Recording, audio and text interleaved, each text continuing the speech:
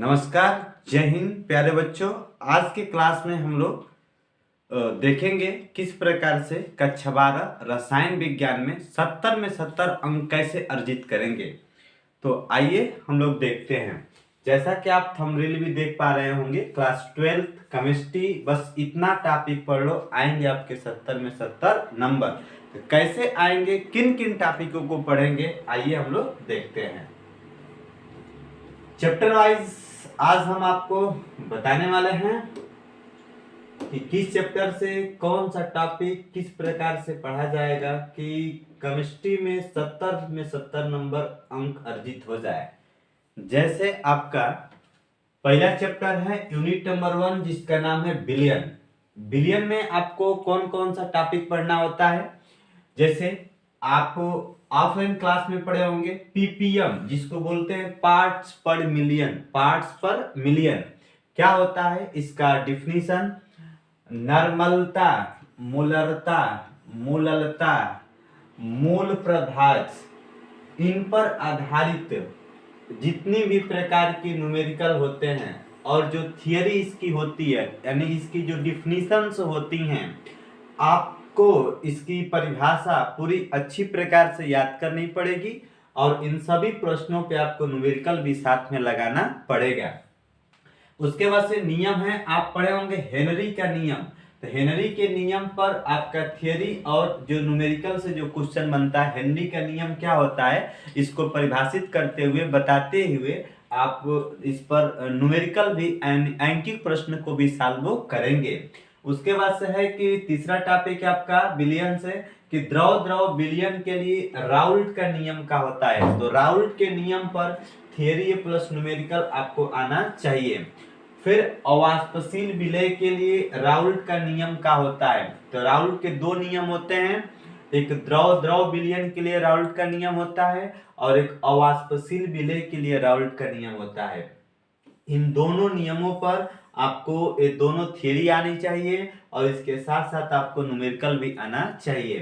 फिर जो colligative properties होता है, पांचवा आपका टॉपिक है, जिसको कहते हैं चारों अणुसंख्यक गुणधर्म पर जो छोटे छोटे प्रश्न होते हैं। तो इन गुणधर्मों को बताने के लिए, इन गुणधर्मों पर छोटे छोटे प्रश्न आपके हर साल बोर्ड परीक्षा में पूछे जाते हैं, आपको इसे भी तैयार करना पड़ेगा। फिर उसके बाद से यहाँ पर m का मान ज्ञात करने के लिए आदर्श गैस समीकरण PV इक्वल टू nRT और PV equal to W by small m RT पर आपको न्यूमेरिकल भी सॉल्व करना पड़ेगा।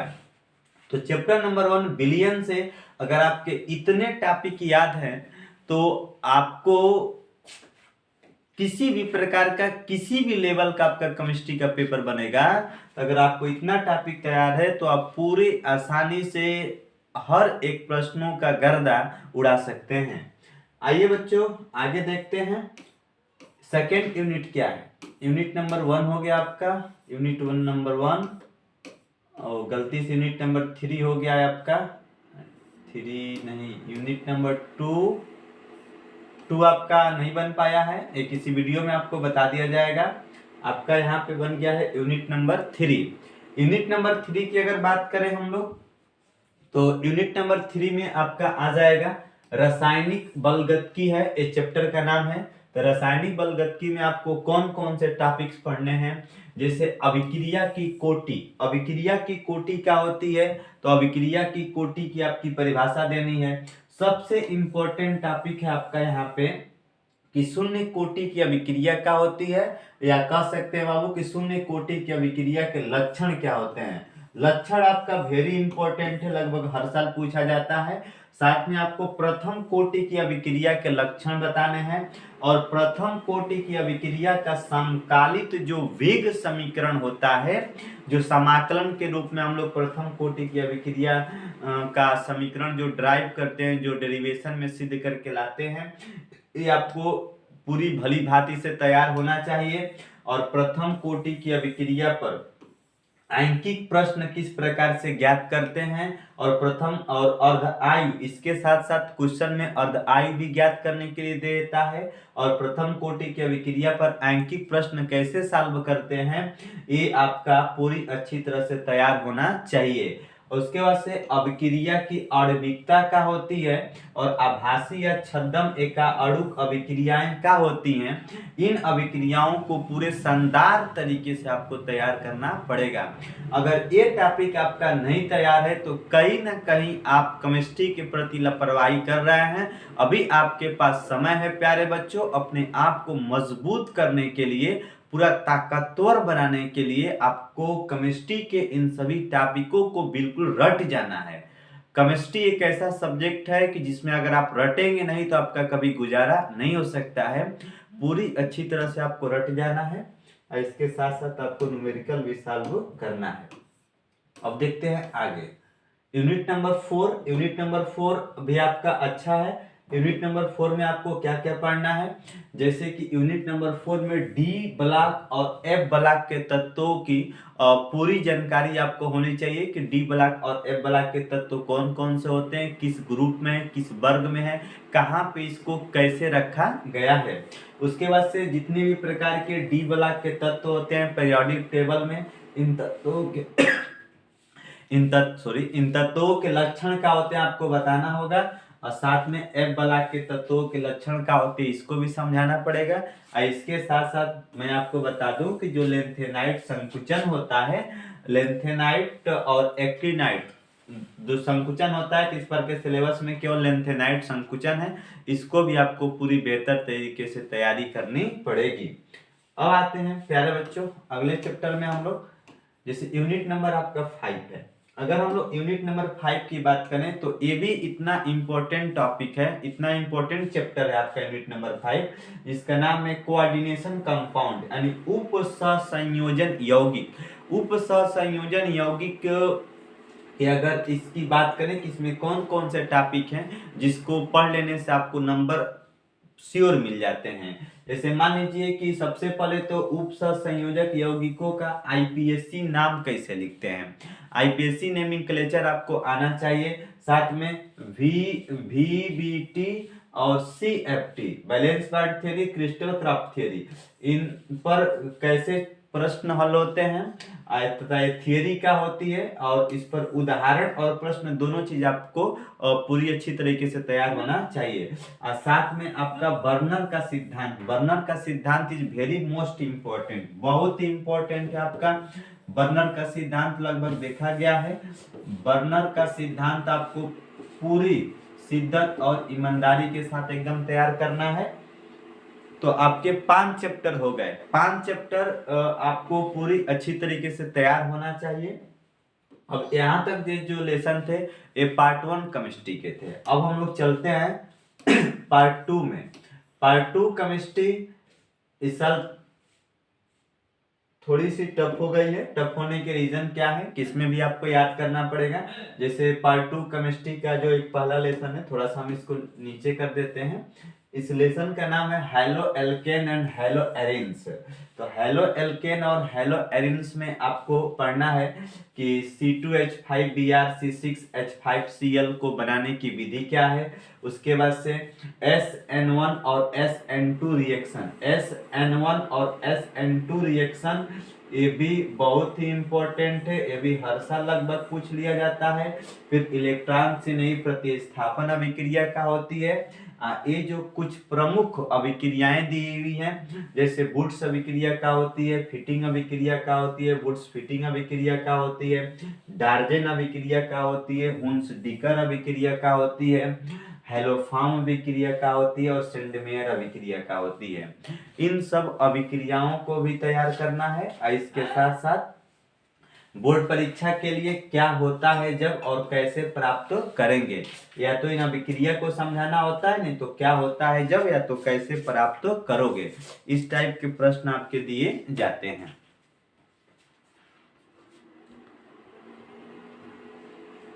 अब चलिए थोड़ा सा हम लोग और आगे की तरफ बात कर लेते हैं। इसमें आपका अगला जो टॉपिक है प्यारे बच्चों, अगला लेसन है यूनिट नंबर 7। यूनिट नंबर 7 ये भी मोस्ट इंपॉर्टेंट लेसन है। एल्कोहल, फिनॉल और का हो गया ईथर हो गया। एल्कोहल, फिनॉल और ईथर, इसमें C6H5OH C2H5 single bond O single bond C2H5, इसको बनाने की विधि आपको सीखनी पड़ेगी। फिर तीनों के जो एल्कोहल के प्रकार होते हैं, मैंने एल्कोहल, फिनॉल और ईथर, इन तीनों का आईपीएससी नेम आप किस प्रकार से लिखेंगे, आईपीएससी नेम आपको आना चाहिए। उसके बाद इसमें कुछ मोस्ट इंपॉर्टेंट अभिक्रियाएं होती हैं जो हर साल बोर्ड परीक्षा में रिपीट हुई हैं, और उसको हमने लेकर आए हैं कि कौन कौन से अभिक्रिया है जो रिपीट होती है। जैसे मान लीजिए कि आपका विलियमसन संश्लेषण हो गया, राइमर टीमन अभिक्रिया हो गया, कोल्बे श्मिट अभिक्रिया हो गया। अगर ये सब अभिक्रियाएं आपको नहीं याद है तो दिक्कत होंगी आपको। फिर इसमें क्या होता है जब और कैसे प्राप्त करोगे, इतना अगर टॉपिक आपका तैयार है तो आप अवश्य ही बोर्ड एग्जाम में इस साल 2024 में 70 में 70 नंबर लाएंगे। और उसके बाद से एक यूनिट नंबर 8 है जो आप लोग देख रहे होंगे, ये भी बहुत ही अच्छा लेसन यूनिट नंबर 8। जैसे एल्डिहाइड, कीटोन्स और कार्बोक्सिलिक एसिड होता है, HCHO, CH3, CHO, CH3, CO, CH3, CH3, CO, CH3, इन सबको बनाने की विधि क्या है, प्रयोगशाला विधि, सब कुछ आपको बताना पड़ेगा। और ये किस प्रकार से लैब में आपके तैयार होते हैं। और HCOOH, CH3COOH ये कैसे बनते हैं इसको भी आपको बताना पड़ेगा। इसका रासायनिक समीकरण, इसके भौतिक गुण, इसके रासायनिक गुण किस प्रकार से प्राप्त किया जाता है, ये सब आपको बताना पड़ेगा। फिर एल्डोल संघनन अभिक्रिया, कैनिजारो अभिक्रिया, और उसके बाद से HBZ अभिक्रिया, क्लीमेंसन अपचयन अभिक्रिया, फिर बी कार्बोक्सिलीकरण और एस्टीकरण और श्मिट अभिक्रिया, ये जितनी भी प्रकार की अभिक्रियाएं हैं मेरे प्यारे बच्चों, ये सब आपको सही तरीके से बिल्कुल रट जानी है। इसमें किसी भी प्रकार का कोई लापरवाही नहीं करना है। एक आपका चैप्टर नंबर 9 है जो एमीन है, ये भी एमीन अच्छा नंबर दिला के जाता है आप लोग को। जैसे C2H5NH2, C6H5NH2, इसको बनाने की विधि आपको पढ़नी है, इसके भौतिक गुण और इसके रासायनिक गुण। इसमें कुछ रासायनिक गुण में कुछ विभिन्न प्रकार की अभिक्रियाएं आती हैं, जैसे कि कार्बिल एमीन अभिक्रिया हो गया, हाफमैन ब्रोमाइड अभिक्रिया हो गया, श्मिट अभिक्रिया हो गया। ये अभिक्रियाएं आपको तैयार होनी चाहिए। उसके बाद से क्या होता है जब और कैसे प्राप्त करोगे, ये तो बेहद ही मोस्ट इंपॉर्टेंट है। आपके पास अगर किसी भी प्रकाशन की सीरीज है तो उसमें पीछे दिया हुआ है, आप उसको पूरी अच्छी तरीके से तैयार कर सकते हैं। फिर यहाँ पे एक बायोमॉलिक्यूल्स यूनिट नंबर 10 आता है, बायोमॉलिक्यूल्स है, बायोमॉलिक्यूल्स को भी आप तैयार करेंगे। ये भी कम से कम 8 नंबर इस चैप्टर से आपको मिलते हैं। ग्लूकोज और जो फ्रुक्टोज होते हैं, इसकी संरचना, गुण और इसका टेस्टिंग, इसमें से कोई भी एक आपसे पूछ देता है। उसके बाद से हार्मोन्स और प्रोटीन का होते हैं, इसको आपको बताना पड़ेगा। साथ में एमिनो एसिड जिसको जीविटर आयन कहते हैं ये बताना पड़ेगा। फिर समविभव बिंदु का होते हैं, प्रोटीन का विकृतीकरण किस प्रकार से किया जाता है, इसमें पेप्टाइड जो बंध बनते हैं वो कैसे बनते हैं। तो बायोमॉलिक्यूल्स में आपके जो इतने चैप्टर हैं आपको पूरी अच्छी तरीके से तैयारी करनी पड़ेगी। तो ये रहा, हमने आपको बताया सभी प्यारे बच्चों को कि कौन कौन सा टॉपिक आपका क्लास 12th केमिस्ट्री में इम्पोर्टेंट है। मात्र आपको 10 ही टॉपिक पढ़ने हैं, 10 चैप्टर आपको पढ़ने हैं। हर चैप्टर से मान के चलिए कि आपके 8 से 10 टॉपिक हो जाएंगे, 8 से 10 आपके टॉपिक हो जाएंगे। और हर चैप्टर में अधिक से अधिक 5, 7, 8, 9, 10 टॉपिक है। तो प्यारे बच्चों ये समय है आपको कुछ कर दिखाने के लिए, याद करने के लिए। तो अपने पढ़ाई के प्रति बिल्कुल लापरवाही ना करें, चाहे क्लास ऑफलाइन के छात्र हो चाहे ऑनलाइन के छात्र हो। हम आपको प्रतिदिन एक एक वीडियो करके देते रहेंगे हर एक टॉपिक पर, और पूरी शिद्दत और ईमानदारी के साथ आप तैयारी कीजिए। अगर किसी भी प्रकार की कोई दिक्कत है, किसी भी टॉपिक पर आपको वीडियो चाहिए तो आप कमेंट सेक्शन में जरूर बताएं। अगर एक केमिस्ट्री के टॉपिक आपको इम्पोर्टेंट लगे तो आप मेरे वीडियो को लाइक कीजिए और सब्सक्राइब कीजिए और दोस्तों के साथ शेयर करना बिल्कुल ना भूलें। आप सबको थैंक यू, बहुत बहुत धन्यवाद।